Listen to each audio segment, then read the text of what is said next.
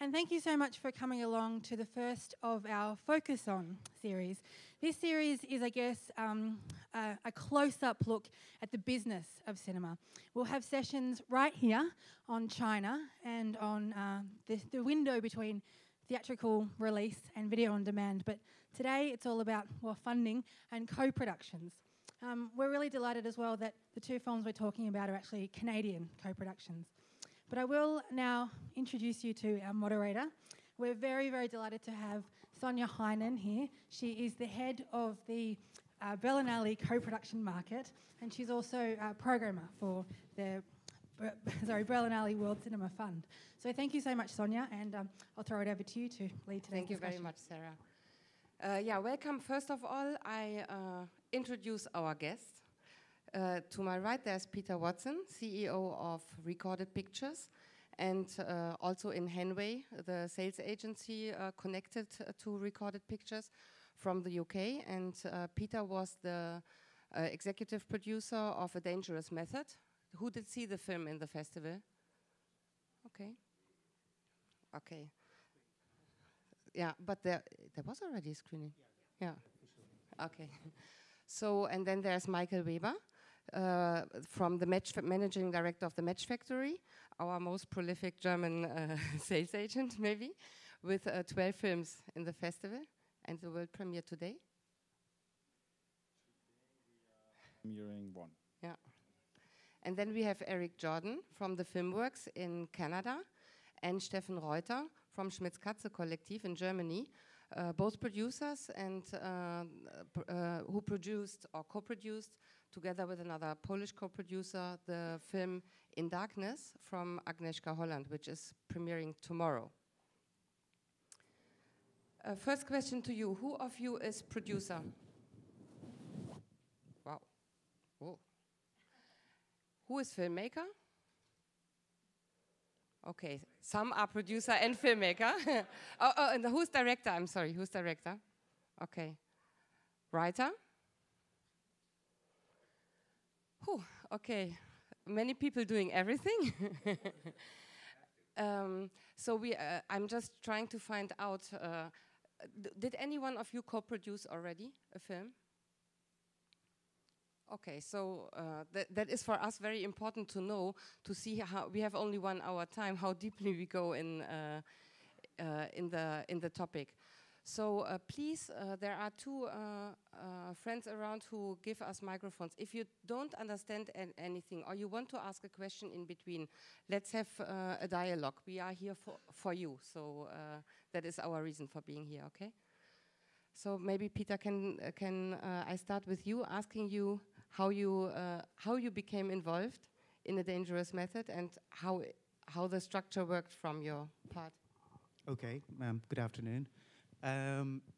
Dangerous Method, I suppose, from our point of view, and everybody, comes to a film at a different point and has a different relationship with what the final film is. But for us, it was seeing in London a play called The Talking Cure, which was written by very famous British writer Christopher Hampton.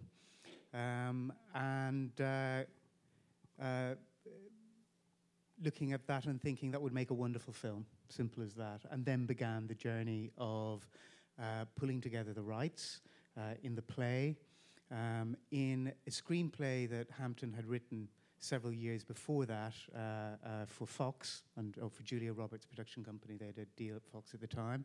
And then in the underlying works. So we set to the process of securing the rights. We did that very deliberately with a view that this was material we thought that David Cronenberg would be interested in. And our production companies had a long relationship with David Cronenberg and had produced in the past The Naked Lunch, before my involvement, has to be said, and then more recently Crash. So there was a very good relationship, and with his, not commitment, but his interest strongly piqued, which was enough for us. We went through the process of getting the rights and then commissioning Christopher Hampton to write a new draft of the screenplay with David's involvement, and that's how the whole process really began. And that all started, I suppose, 3 or 4 years ago for us. So And that then was what happened? And then, well, we developed the project. I think a very good screenplay resulted, and we started to conceive the production and how we were going to make it. And you know, as an independent production company that's got a sort of global perspective, I hate the word global, that's got an internationalist perspective. We don't particularly feel bound by our own homeland. And this was a story about two great thinkers of the 20th century, an Austrian, Sigmund Freud, and a Swiss, Carl Jung. And we knew that was a film, you know, with a great Canadian director. And then we really began the process of working out how to put this film together, where to make it, how to take advantage of international treaties, how the finance was going to work. And we began that process, you know, which involved quite a lot of iterations and quite a lot of work. And there were other conceptions of the film about how we would do it. At one point, we were going to shoot the whole thing in a studio in the UK. But in the end, sorry. So yeah, so for that film, it was, I mean, basically, it's a period piece. It Yep. is clear it's expensive already. How about, maybe I ask Michael in between, how about selling a period piece? What do you think when you see a period piece? I don't think they were selling a period piece. I think they were definitely selling a David Cronenberg movie. So, Yeah. and you probably would, with the basic story, Freud and Jung is not period in that sense. I think the topic is not period, so I think you would avoid to call it a historic film. Yes, I mean, for distributors, of course, I mean, you know, part of what you're selling is, and that for that particular film is, you know, it's awful to reduce this down. The director would probably hate this, but, you know, it's the sex in the film, it's the cast, it's a Keira Knightley film, it's the, you know, so you're looking at the all of those sexy elements that distributors, even the sophisticated ones, need to know are there if they're going to be able to give a broadish release. Because the problem we had with this film is that it had to be made in a very particular way. David was absolutely clear. He wanted a sort of facsimile recreation of everything. And, you know, his approach is extremely immaculate, and he's a perfectionist, and it was period. And we knew with the cast and the caliber of his heads of department and all the people that he traditionally works with, that we weren't going to be able to make this film cheaply. So you had to have the elements in terms of cast. And you had to create a broader appeal than just simply a story about Freud and Jung in period costume. But then it was immediately clear that it will become a co-production, because you said first you were thinking about shooting in UK studio, so you could have done that. I mean, yeah, I mean, the initial idea. I'm sorry if I'm starting off taking a lot of the time, but the initial idea was, and you'll see the film, that it is set in reality in Zurich, on Lake Zurich, and in Vienna, and there were a lot of interiors, and it's quite an intimate film. And you know, after all, it's an adaptation of a stage play, so it's quite an intimate film. And you know, I think with the sort of, you know, David Cronenberg, you know, being a purist, I think he wanted initially to explore those options. So we looked at Zurich, we looked at Vienna. In fact, we did shoot in Vienna part of it, but there was a large studio component, a lot of interiors, and so where, you know, once you have a studio component, you're footloose, and you can pretty much go wherever you like. So for producers trying to set up a film, then the question is, where are we going to go? How are we going to get the best money? How are we going to balance the creative elements with the co-production requirements? And finally, we alighted on the German option, which was a very good option. So purist, why didn't you shoot the film in German language?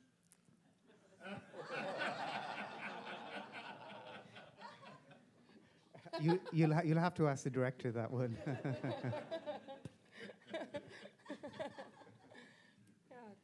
It's a good question, though. Okay. You have to have some fun on that panel. No, you're right. But let's say, did you explore Switzerland and Austria as co-production partners? But then you found out, okay, in Switzerland was supposed to be rich. Now it's just changing at the moment. but there are not so good funding options. So maybe Germany is better, or Yeah, I mean, to be honest, while we looked at those options, you know, for me that was always going to be relatively short location shooting. We're going to keep it to a minimum, and we weren't really looking at those locations from a point of view, you know, from the point of view of what sort of finance you could raise out of it, because there isn't a big support system for films in Austria and Switzerland. There is some supports, but not a big system. So.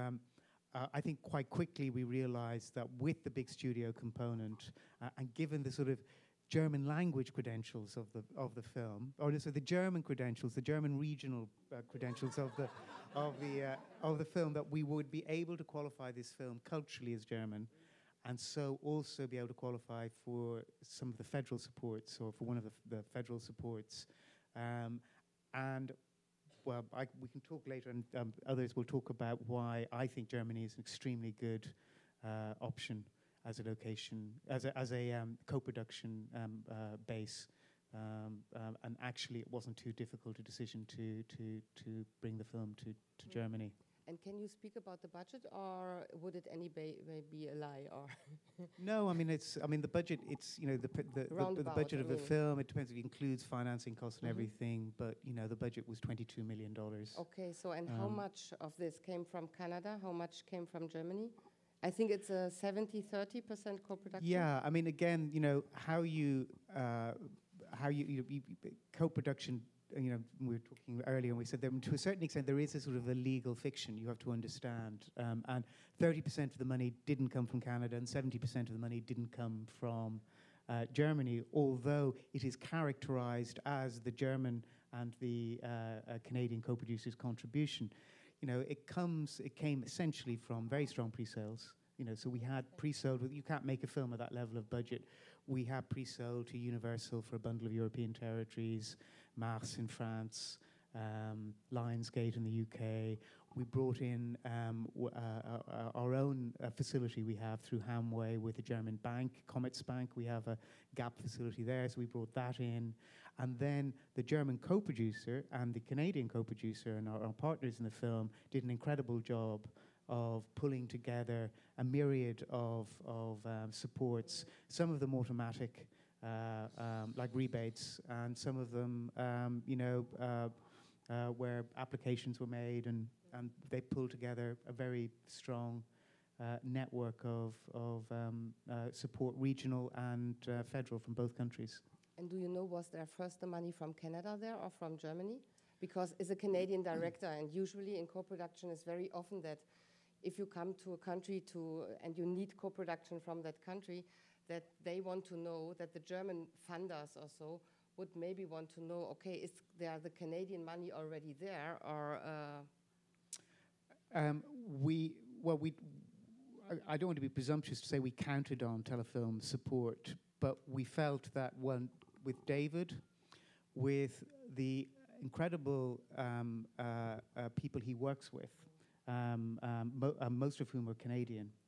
You know, his heads of department and fabulous heads of department that were working and the fact that we were post-producing the entire thing in Canada, and also because Telefilm is very much supportive of international co-production, and it's actually unusual for Canada to be the minority co-producer.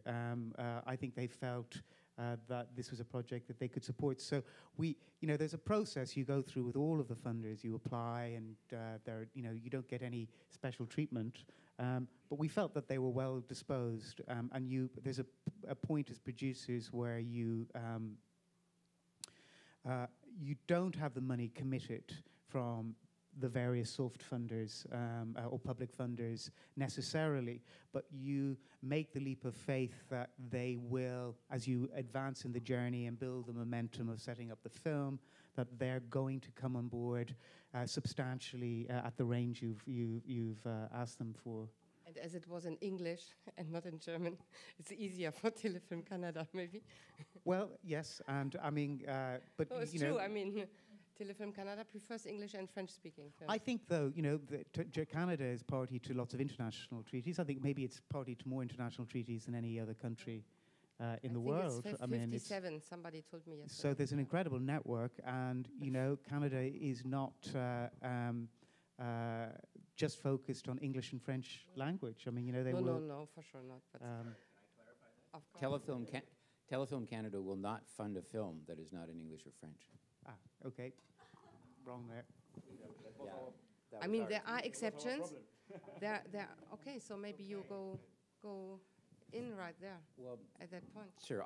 Shall I start a bit about our film In Darkness with Agnieszka Holland, A Polish director. the Polish director, who our company, the Filmworks, had worked with before about 10 years ago. But this project there are so many similarities and so many differences. It came through the transom, so to speak. It was a script written in English. It was brought to us by a Toronto writer about a Polish petty thief who was a sewer worker who, based on a true story, who during the war saved the lives of about a dozen Jews by hiding them in the sewers under a city called Lvov. So knowing the history of, you know, what in the industry is known as Holocaust films, that there's been some big ones and there's been, you know, they have a certain pedigree, and at the same time, they're not easy to get made. But the fact is, my partner and I read the script and thought, you know, this is just a really great script. We really need to do something with this. So, you know, we're very small independent companies, so just like many of you people, we started schlepping the world, you know, going to Berlin, Cannes, AFM with a first draft of the script, with the support of Telefilm Canada, but because the script was written in English. And I guess at AFM in 2006, Schmitz Katze, represented by Stefan and his partners, came on board. At that point, I should say that when I read the script, I realized this was not going to be a Canadian film, because it's a story about Europe, World War II. I mean, there isn't a Canadian, I know there's the Pieces film, which I can't think of, the Fugitive Pieces, very nice film, but to truly make this story set in Poland during World War II, you had to have a European director. I wasn't sure that it had to be a Polish director, or maybe it could be a German director. So I knew as a Canadian producer that we had to have European partners.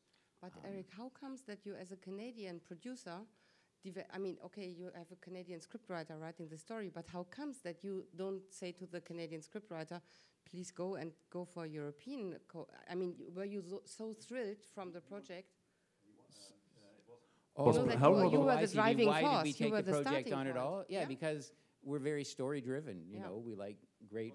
To make in English, scripts, right? And it was always It planned was to make planned it in in English. Mm-hmm. So we figured it'd be 30 or 40% Canadian, and then some German and Polish, and it pretty much unfolded that way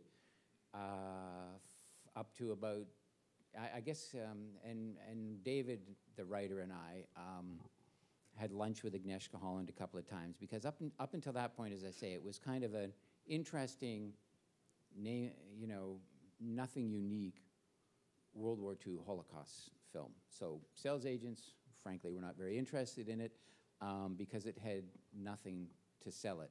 Finally, we did a couple of more drafts of the script, which I think by then Stefan and also the Polish company Zebra were involved in, and we were able to persuade Agnieszka to take the film on. So now it became an Agnieszka Holland film, and of course, you know, the international film market is very filmmaker-driven. So having a director with a known track record who'd done already 2 very special films set during the war gave us the ability to then bring on more financing. The interesting thing was that at the end of 2009, Agnieszka put her foot down and said, we must not make this film in English. This story, in order to be told authentically, must be told in Polish, German, Yiddish, the language of the people, because, I mean, we knew it was an art house film, and she recognized that for an art house film, to be authentic, to be believable, to be moving and credible is everything. And we knew also that we weren't going to be able to have a budget to cast the film at a level of Kate Winslet or whatever or, you know, Keira Knightley and Viggo Mortensen. So you have to recognize what the strengths of your film are. And the strengths of our film were Agnieszka as a director, the script, and then absolutely burrowing deep into the authenticity of the material. So that's what we did, and the film is a result of all of that. And then, Yeah, well, to close the circle, I mean, there's of course always quite a lot of topics, one likes to talk about when it comes to our own film. But to come back to the support of Telefilm, the decision to make the film not in English was rather late, and it postponed the production, I think, 1 year, because we had some interesting actors who wanted to play it. And it was a little bit also a ping pong, because we wanted some, we needed a bigger budget to make it in English with the right cast.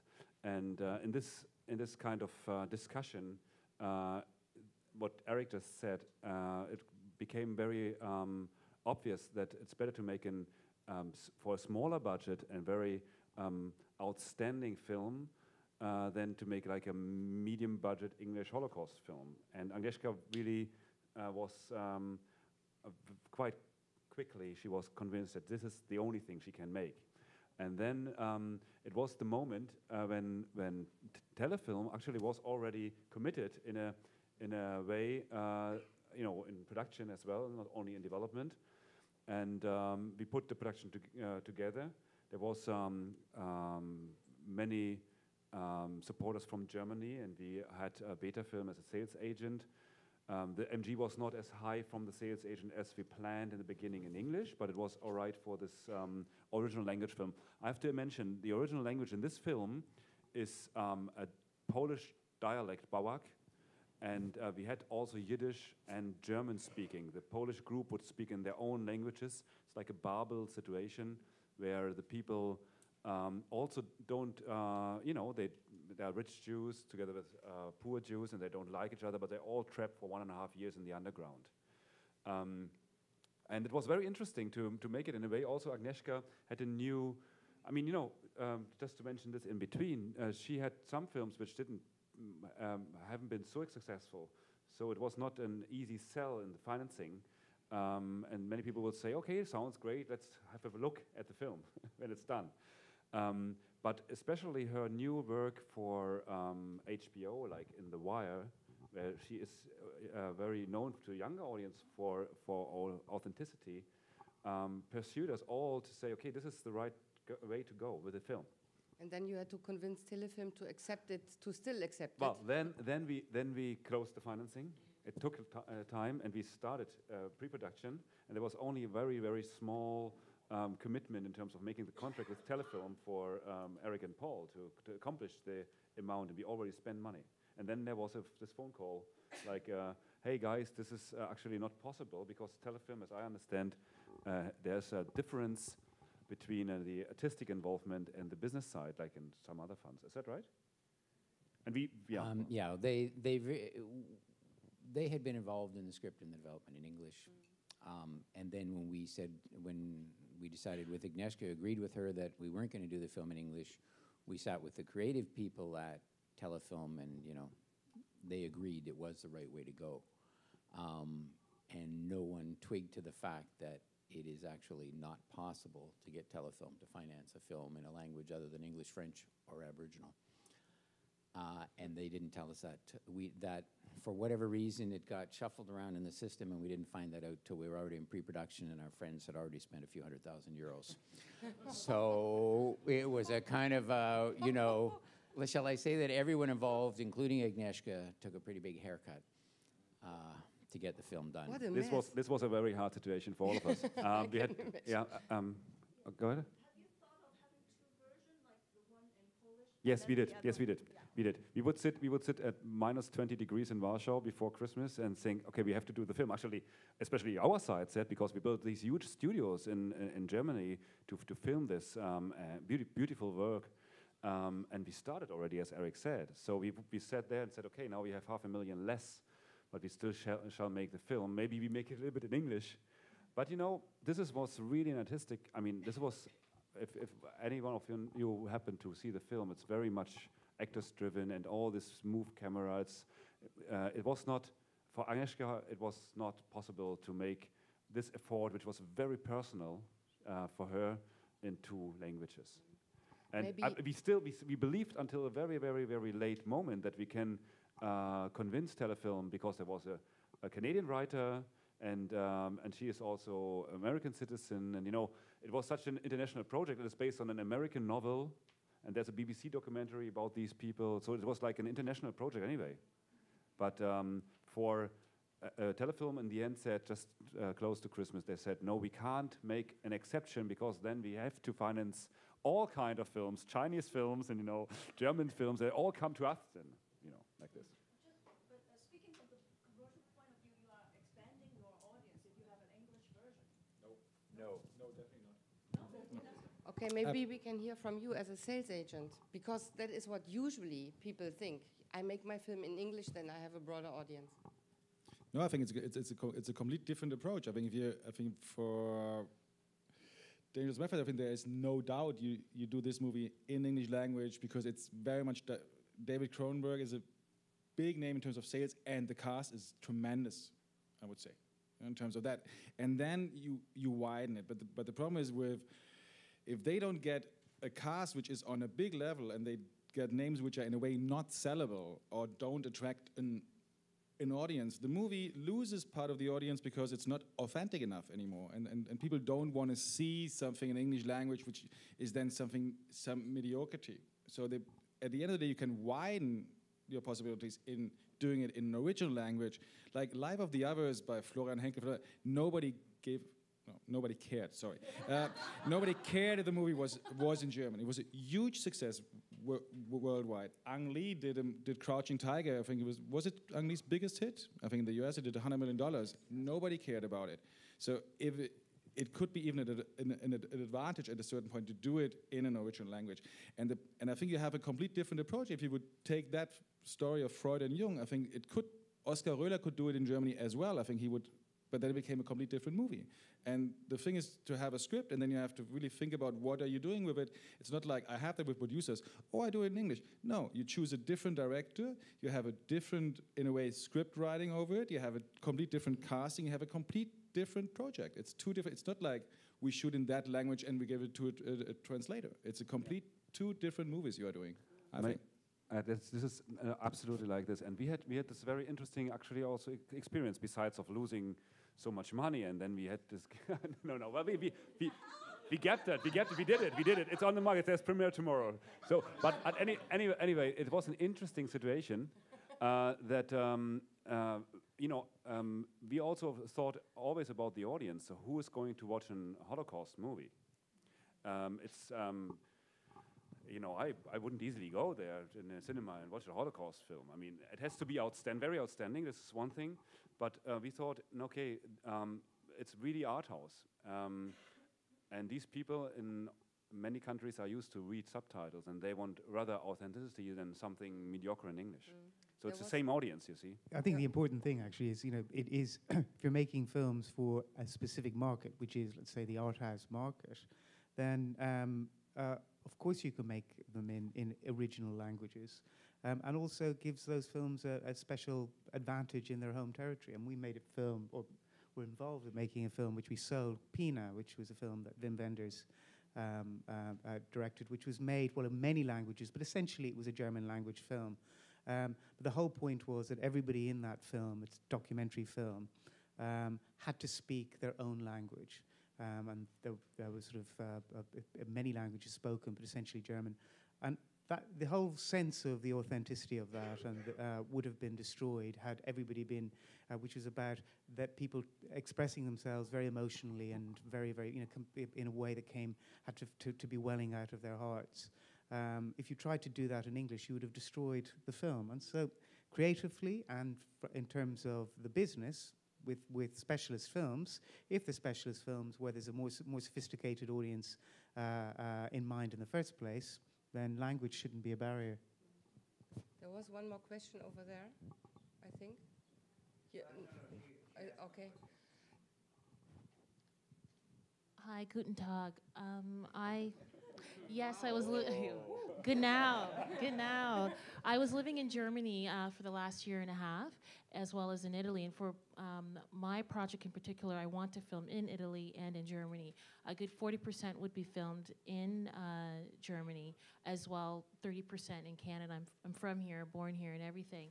My concern is if you're doing, because my plans are to film in basically 3 countries, then the production costs are going to be more, because if you're saying it's better to just film, my plan was to film all in English, but if to make it more authentic to the European audience, wouldn't your production costs be raised a lot more? Because now you're saying I would have to get additional different directors, get European directors. Like, it just seems like the costs are going to be risen even more. So for the plans that I have, because I want to film 30% in Canada, 20% in Italy, and say the other 40 to 50% in Germany, what sort of budget am I looking for? Am I asking myself for a bigger headache? Or what if you had a project where you could film in 3 countries, what strategies would you do, or what would be the best route to take on this? Who's the director? I haven't secured the directors yet. So, and you wrote the script? Yes. Anybody wants to answer? I mean, I think you have to keep a really open mind, because not knowing the material or anything about the project, I think you have to always be, and that's one of this. When you're approaching production, you always have to be flexible, and you can confound yourself and surprise yourself how a film which you say you want to shoot 20 or 30% of the film in Italy. Well, maybe you might be surprised that actually it makes more sense to trick that and find some locations in Germany, and do a couple of days of shooting on locations in Italy. So that you have to be open-minded about it. Because I was thinking of Montreal or in Quebec, because there are places in, especially in old Quebec City, or I could get that European-looking shots. So that's where a lot of it, I guess the starting point would be pretty much filmed in Toronto. I guess for budgeting, I could do a bit of shooting in Quebec, but I know that primarily I need about 40 to 50% shot in Germany. But I think what you should do first, you want to produce the film yourself? Yeah. And is it a full-length feature film? It would be and did you produce already a full-length feature film? No, this would be my first. So find yourself a production partner Okay. in Canada, because I swear you, if you go to produce this yourself alone and you co-produce with foreign partners, I mean, co-production is great. It's really super. You see immediately the potential of a film in the other countries, because, for example, like in your case, or basically in many cases, if you find no producer is interested from abroad in your project, it doesn't mean you have a bad project, but maybe it's only for your local market then. But if you see other people are interested, you see the international potential. But I think it's very important, because when you are then with co-producers, you work together. Look for Steffen and Eric. They are since 5 years working on that film.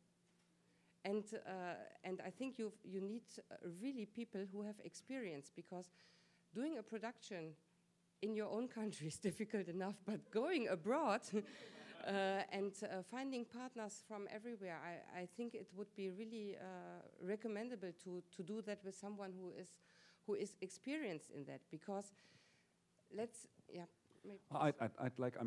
think this is a difficult answer to give to your question, because it all depends on the subject, on the what kind of project it is. So it's not so much information.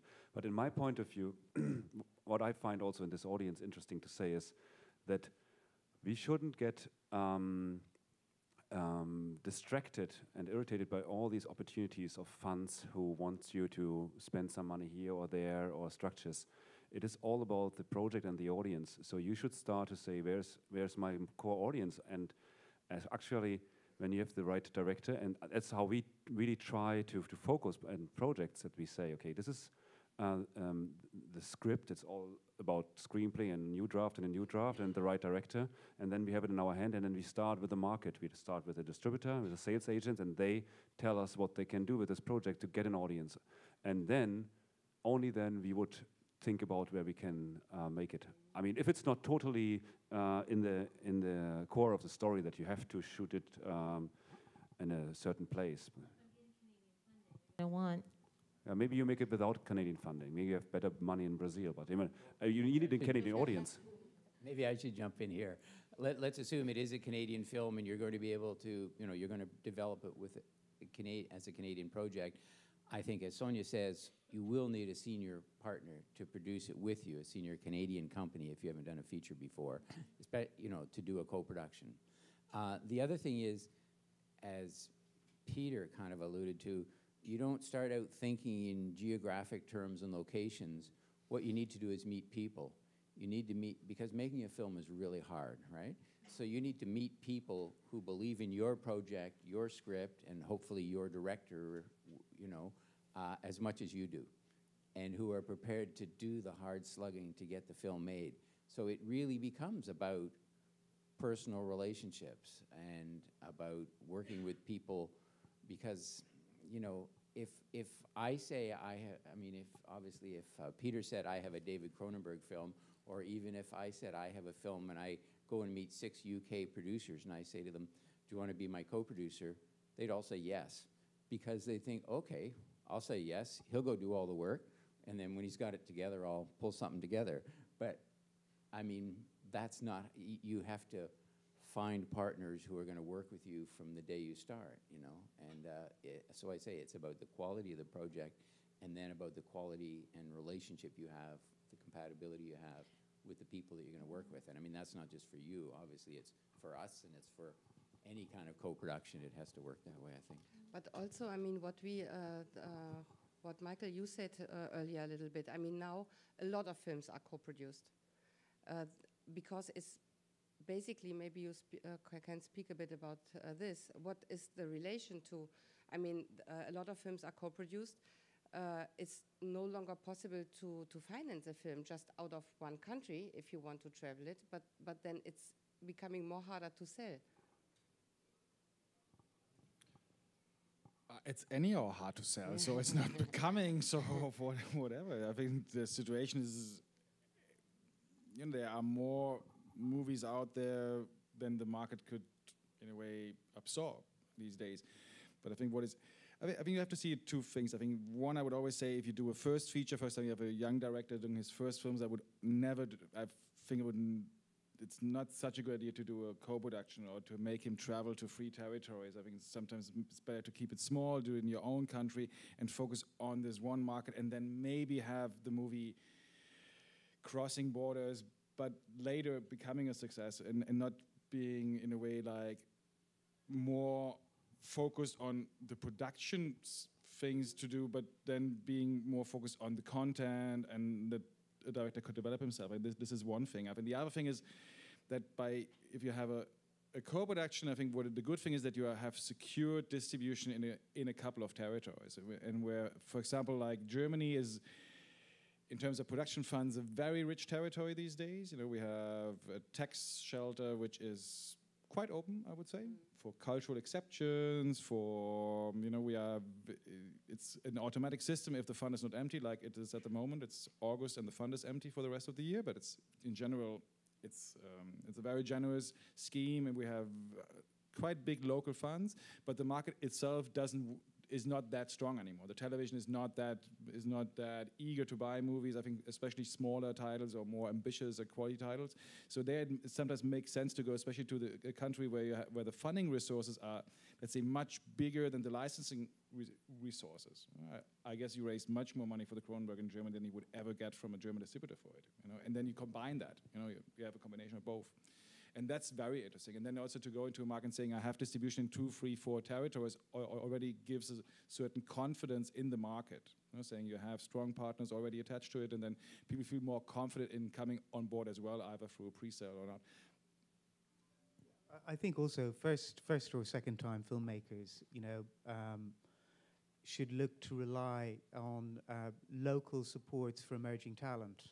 And I'm sure, I don't actually know what they are in Canada, but I know in Europe, in most territories, certainly in the UK, you can get disproportionate amount of support from the public funders for, there's a focus, they have a remit which is there to support a new talent, and you should try and really focus on getting that support.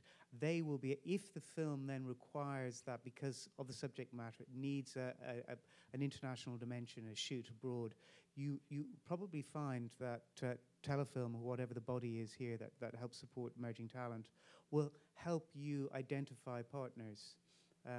Because they certainly, I know that the equivalent bodies in the UK are actually very involved working with new filmmakers and producers, with helping them identify partners locally and abroad. Well, in the UK, I'm thinking primarily of the British Film Institute, formerly the BFI, formerly the UKFC. I think there is in all countries there is a body like Telefilm Canada, and their job is to connect the people, to fund the film, to give approach to films for Canadian audience, or in Germany for a German audience, in UK for UK, and so on. And I think that is always a good place to go into your local agency, I would say, Also, the state broadcasters, and again, in Europe, it's true nationally. There are also international initiatives. So there's Arte, which is a German-French publicly supported broadcaster, which supports emerging or unusual and unorthodox talent. And the UK BBC Film 4, they've got public remits, and I imagine that in Canada, the public broadcasters have that job to do as well. There's another question. Yes, my name is Temi Ojo. I'm a director producer. I'm from San Francisco. One thing I learned this year from going to Cannes, I thought, well, I'm going to Cannes. I'm working on a feature. I'm going to find co-production opportunities, et cetera, et cetera. You should have called before. We could tell you. Yeah. This won't happen. Thank you. Yeah. So the dream was dashed. I mean, it was, it was essentially they're like, oh, you're from the U.S. Oh, great. Well, there's not, any country that has co-production treaties or you things. You are writer, director, producer, all three? All three, yes. Okay. Yeah. So, but then I'm like, oh, but I'm also Nigerian. Oh, you're African. Oh, well, there's an opportunity there. There's some public funds for. So, somehow my citizenship from Nigeria sort of benefited me in co-production better than. But I was wondering, from those of you that have done co-productions with American companies, how have you sort of made that happen, if at all? Well, we've been involved with co-productions or with our own productions shooting in America, and unfortunately, and it's a terrible thing to have to say to American filmmakers, but they are at a disadvantage because there is no culture of state-supported subsidy in the U.S., and so there's nothing in the U.S. apart from commercial money that a filmmaker can bring by virtue of their nationality. Maybe you need to get another nationality if you want to be a director. It's awful, but that's I think there's that certainly for film directors, not being European or Canadian or Australian or South African or whatever, but not coming from one of those countries that's part of this raft of treaties, you're at a disadvantage. It's unfortunately the case. Oh no! I mean, of course, for any private equity or any, we've made films in America. They've always been entirely financed through as private commercial sources. And of course, on the other side of things is there are a lot more private equity companies and deep-pocketed entities in America that fund independent production there. Although things are starting to recover, there was a period where that was the last few years. It's been difficult, but there is a recovery now, and there seems to be more money coming back into the indie sector in the U.S. But I'm sorry, I was asking, saying, I was asking for, are there incentives that you see that foreign private investors can see, some of these entities like in France, Unifrance or CNC, I learned that they provide incentives for private investors to invest in projects that can be qualified as French or can be qualified as something. Do they have those in your countries as well? Well, in France, there's a whole myriad of, there's a whole suite of incentives and supports. There are tax structures, there are automatic subsidies that relate to a film's box office success. There are discretionary funds.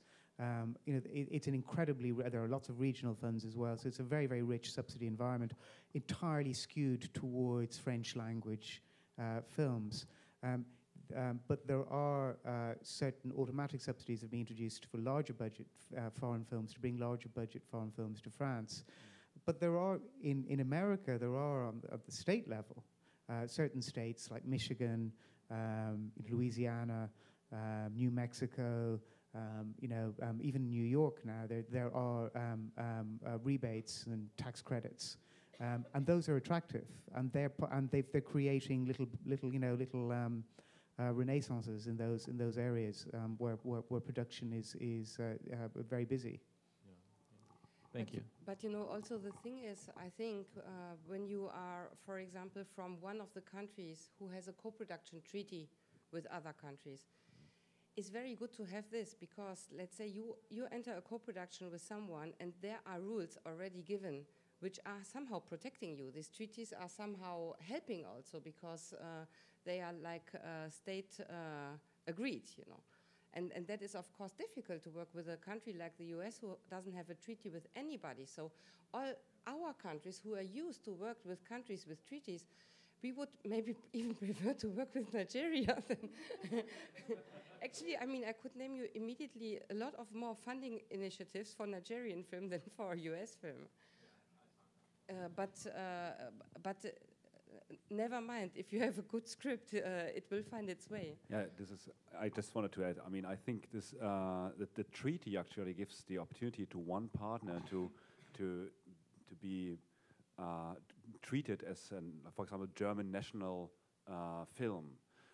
So as long as you have, for example, a minor US partner, for example, from German or from French market scene, if you have more than 30%, or at least, you have 50% German, then it doesn't matter if there's a treaty or not. We have German film, there are some things to look upon, but then it's no problem to have a minor US part, and it all starts with a good screenplay. I think there are indeed many possibilities to work together between the US and, for example, Germany. Sometimes you get a third small partner, like for example Canada. You make a Canadian-German co-production and have a third country partner, US, attached. There's a new breed of internationalist American producer who's looking beyond America and certainly coming to Europe, and we're seeing a lot through our sales business, and fabulous projects developed in the US, but which again can be made anywhere where there's a proper infrastructure for production. And they're working with European and Canadian partners and putting their films together. And I think one of the impetuses for that has been the recession in the last few years, and I think it's been quite a good thing. Yeah, but I think there's still the fact that you have to build your name in your own territory. I think that's like, if you haven't had a success before at a festival or somewhere else, I think it's very difficult to find money in Europe. I think we were involved last year in the film of Miranda July, The Future, which premiered this year in Sundance. The money was completely, the budget was raised in Europe completely, but there was not $1 out of the US, even if the movie was shot in LA, but this was based on her winning the Camera d'Or, her having a big success with her first movie. And then in Europe, everybody was interested in working with her, and it's for the funds also. They like to have that in their list of filmmakers they have worked with, So, but it would not have happened, or we would never have pulled that budget together if Miranda would not have been, in a way, already a star. It's awful to say this, but the US is the last territory to sell. We sell, the Cronenberg, the last territory to sell. We've just sold a film at this market, Shame, to Searchlight, the last territory to sell. So there are very few, there's a great dearth of specialty distribution in the US now.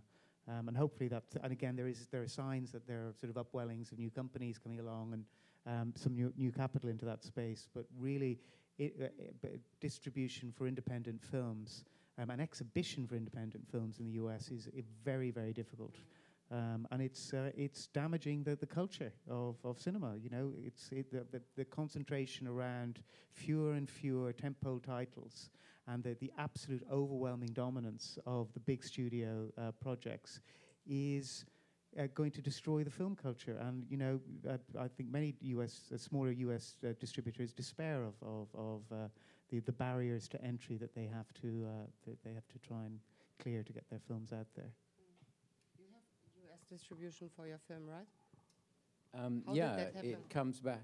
Sorry, it comes back to the question of what kind of film was it, and you know, realizing that if you make a very good foreign language film, as Michael said, there's an appetite for that film, and you know, we've made a number of films in Canada that we consider to be very good, but this is the first film we've made that Sony Classics is going to release in the US.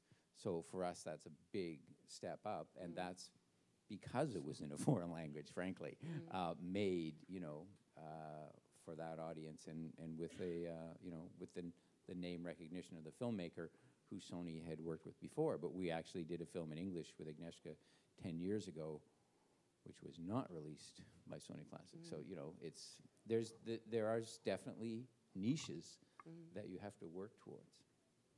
Yeah, there have been.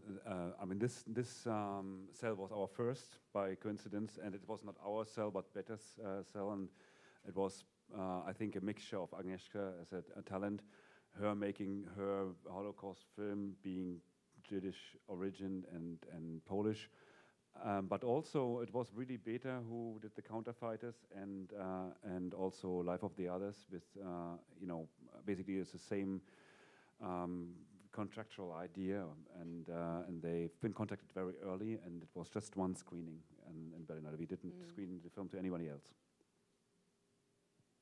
Yeah, or maybe, hold on, let's give someone else also the opportunity, maybe. Hi.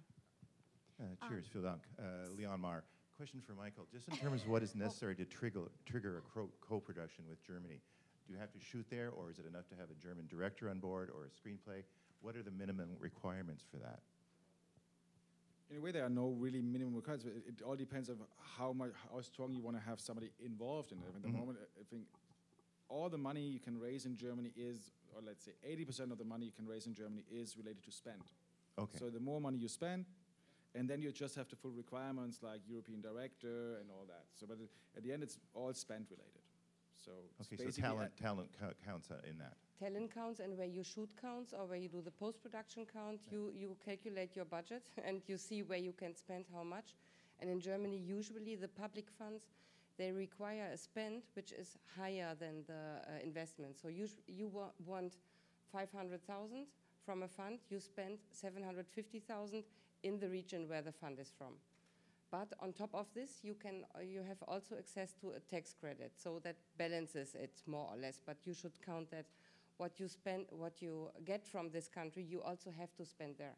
So if you need to shoot everything here and you want to do your post-production here because you have a deal with someone or so, if there's nothing involved, then it doesn't make sense. But usually there are always things to be found. I just like to add, it all, because it is exactly what happens with us, you know, making co-productions. It all starts with distribution in Germany. If you want to access, I mean, of course, there's many ways, as Michael pointed out, for smaller and bigger projects, but the competition is big as well. And if you want to access this reimbursement fund, the automatic support, for example, you need a secured distribution in Germany.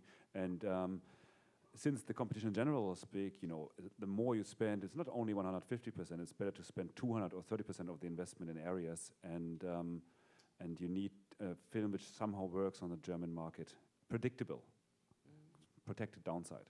Yeah. Yes? Susan Chang, I'm a director and producer. My first quick question is, there used to be a lot of countries that gave tax breaks to companies that invested in film. Are there any countries that still do that? And the second question is, when you decide to co-produce, is your decision purely on where you can tap the most money, and is that worth it? And where do you guys go? Where can we tap the most money? Well, you can find the most money in France, but maybe. Yeah, there are also, a huge costs in shooting in France as well, in terms of fringes and things. And so, no, of course, what you're seeking to do when you start out in the journey is to make the very best film and set it up. So it's not all about where you can get the cash. There are creative issues as well, which are, that you have to remember you're making something you want to be fabulous and beautiful and all of that. So you can't forget that. I think that happens sometimes because it's very, very good. Also, with all that traveling we do, we meet people in all the places. There are funding opportunities in so many countries.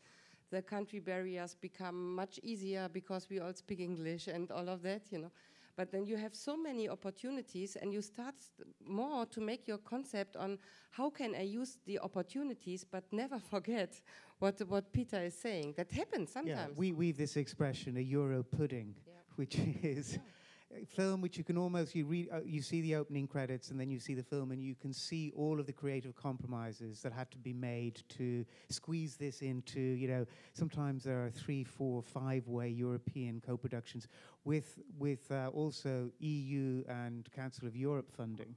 So it's and you can feel the pain of the producers when they realize, oh, we've got to go for a Danish DOP. Oh, we've got to, and you're a casting decision. Suddenly you see the Finnish character actor is wheeled in, and so that's a disaster. And that's when you got to pull back and say, actually, what's the point of doing this? It's the process is, it's a tail wagging the dog. I think the tax question you had, your first question, just to answer it, you can study it. I think there are websites or information. I think there are so many countries and also federal countries who have either a tax incentive system or a tax break, and it's all a bit different. But this is very common for regions to promote themselves. It's a big issue anyway. Canada has one. It's a complicated area. What constitutes a tax break? In the UK, we have something called tax credits, which is a form of rebate. Is that a tax break? We have enterprise investment schemes, which are tax-driven structures to encourage corporate and private investment through these vehicles in film and in other enterprise.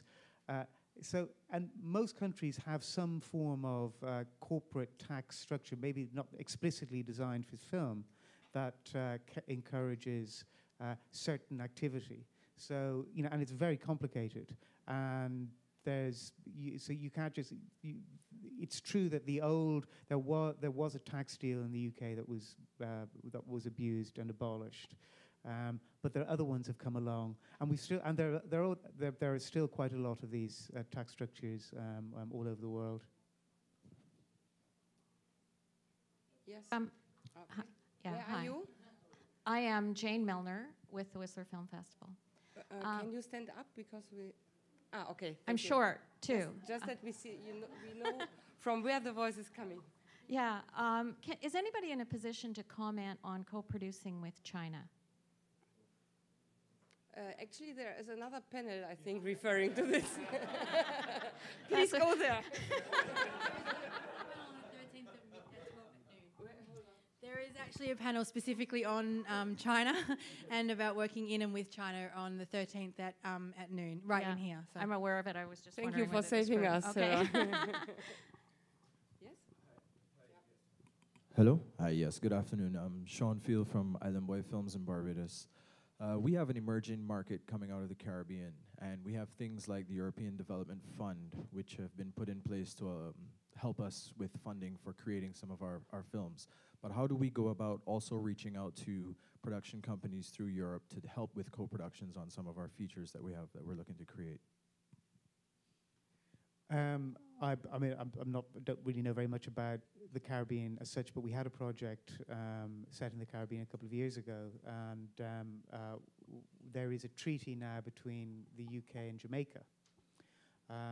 And I know, again, something to know, if your project may not be from Jamaica, but if it can be, certainly, again, the public funders in the UK and the broadcasters have, as part of their remit, specifically a requirement to make films reflecting African culture, Caribbean culture, all the cultures that have come into Britain through the Commonwealth.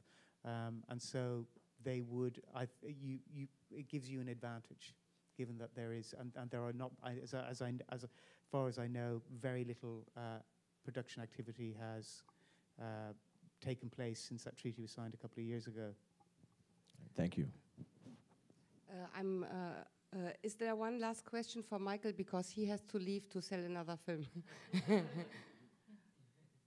Okay, so maybe, yeah. You meant Ron Grainer, Lost Music Productions. You mentioned something about money from France for cultural, something that was culturally French and not necessarily shot in France, because my producer, my show is mostly set in France, Germany, and the Ukraine, but I'm the writer-researcher and the music production part of it. But my producer says he can get a better deal in Australia, in New Zealand. So can I obtain cultural money from France because it deals with a French subject? It's another Holocaust movie. French language? Because there's basically no money for movies which are not in French language. I think no state support. The CNC has no scheme which, the Forsüd, but this is for specific territory, countries, definitely not for Canadian, German, whatever. It's more for the southeast. Oh, okay. Well, I think the only place what they have is a scheme called Aide étrangère, but then is also, this is for directors who are doing their third film and substantially recognized in France as being successful even at the box office, or having been in Cannes or whatever. So it's specific for a third film by a known director who is non-French. Okay, so je ne parle français, but well, it's set in France, so it could possibly be. I could have the French. It's about the Dutch Paris underground, so it could possibly be that they speak French amongst themselves, and we do it in subtitles. But I hadn't thought of that. Since I don't speak French, I didn't write it in French. Well, just, on that point, our writer doesn't speak Polish, German, or Ukrainian either. But the fact is, I can't quite conceive what you mean when you say shooting a story about the French underground in New Zealand. Well, he says the locations look like France, so it's set in the mountains. I don't know. I mean, I want to shoot it in the actual locations where the. Well, I think you should stick to your idea. Where it took place. Okay, so we leave Michael first, and maybe one last question then. Thank you very much, Michael. Thank you. Yeah, there is one more question here. Or is there? Can you talk? Hello? Can you talk a little bit about, since the original language was in English and you were transposing it to multiple languages, can you talk a little bit about that process? Did you bring on different writers, or did you just have direct translation? And how did you research it to be authentic to that time? Well, the original screenplay in English is based on a book that involved quite a bit of research at the time with some of the actual survivors of the story, most of whom have since passed away. The adult survivors have all passed away. So the screenplay was quite well researched so far as the book went. But then the director, Agnieszka Holland, is a filmmaker in the sense of the broadest sense of that term. She's written her own films. In this case, she's not the writer. She didn't take a writer credit. But when we jointly, with the producers and her and the writer, made the decision not to do the film in English, I mean, in a sense, it was fairly straightforward to translate the film, get professional translators to translate the screenplay into the original language. But then Agnieszka herself spent probably a year immersed in the project, researching in Poland, in Polish, or whatever other languages were spoken in that area at the time, the story.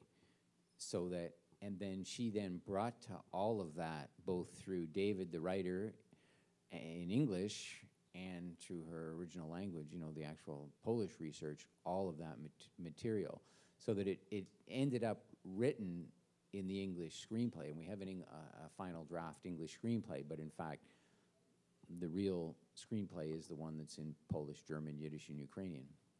So is the development cost then greater because of that? Because Sorry, the what?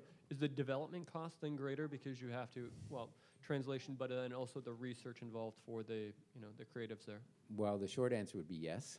I mean, because when you take on a project like this and you put that kind of time into it, but at the same time, it's not like people were sending us bills because there were historians and, you know, yes, we did end up bringing on a historical consultant who we paid, but, you know, it's mostly talking to the real people. It's like whether you were doing a historically based film or a documentary, you know, it's time and effort by the committed filmmaker to do it.